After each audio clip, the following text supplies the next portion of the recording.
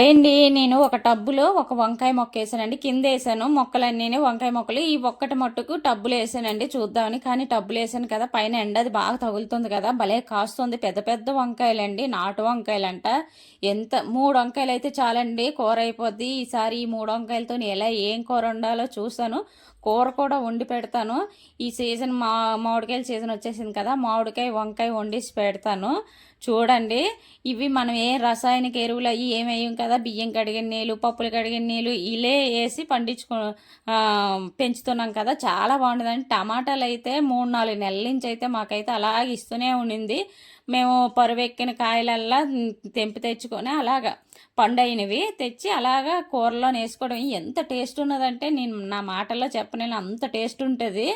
చాలా బాగుంటుందండి. ఏమాత్రం చిన్న కొంచెం జాగ ఉన్నా కూడా కొన్ని మొక్కలు తెచ్చి వేసుకోండి, చాలా బాగుంటుందండి. ఇలా నేను వేసుకున్నాను కదా, 3-4 చెప్తున్నాను కదా, 3-4 నెలల నుంచి అయితే టమాటాలకి అయితే కరువు లేదు. అది మన దగ్గర మన చెట్లకి పండిపోయినవి. అంత బాగున్నాయి. వీడియో కానీ మీకు నచ్చినట్లయితే లైక్, షేర్, సబ్స్క్రైబ్.